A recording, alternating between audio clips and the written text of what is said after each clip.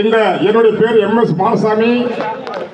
நெல்லை தென்காசி விவசாய சங்கத்துடைய ஒருங்கிணைந்த மாவட்டத்துடைய மாவட்ட செயலாளர் பணியாற்றி கொண்டு வருகிறேன். கிட்டத்தட்ட 20 ஆண்டு காலம் பணியாற்றி கொண்டிருக்கிறேன்.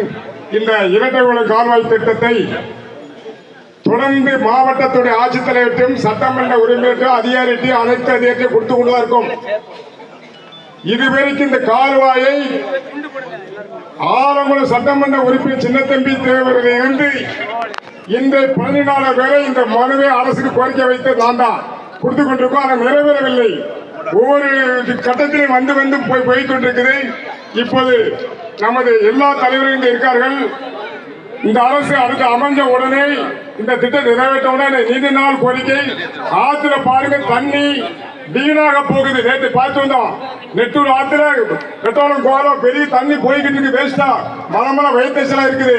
இந்த தண்ணி கெங்கமண்ண போய் கடல்ல கலக்குது.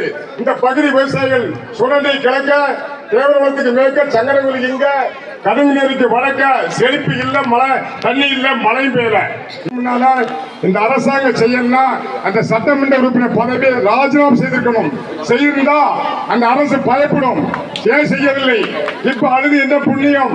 இந்த பகுதி மக்கள் ஏமாற்றப்பட்டவிடம். இனியாவது இருக்கிறவர்கள் சின்னத்தம்பி தேவர் காலத்திலிருந்து 14 வரை 12 சட்டமன்ற உறுப்பினர் ஜெயிச்சிருக்காங்க. ஆலங்குளமும் தென்காசியும். ஆனா இன்னும் வரலை.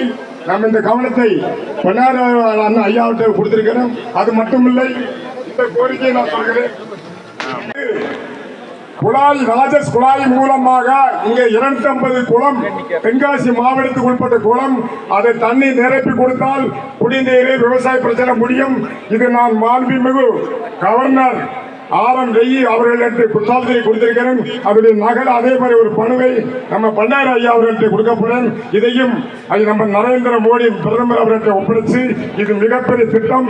இந்த திட்டத்தை செயல்படுத்தினா இந்த தென் மாவட்டங்கள் கிட்டத்தட்ட மதுரைக்கு தெற்க தண்ணிக்கு பஞ்சமே இல்லை. இது பெரிய திட்டம். 5000 10,000 கோடி ஆமாரம் போல கேரளாவில் ஒதுக்குற நிதி உள்ளாவே விவசாயத்தை ஒதுக்குறாங்க. இங்க வந்து நம்ம பண்டு கம்மி.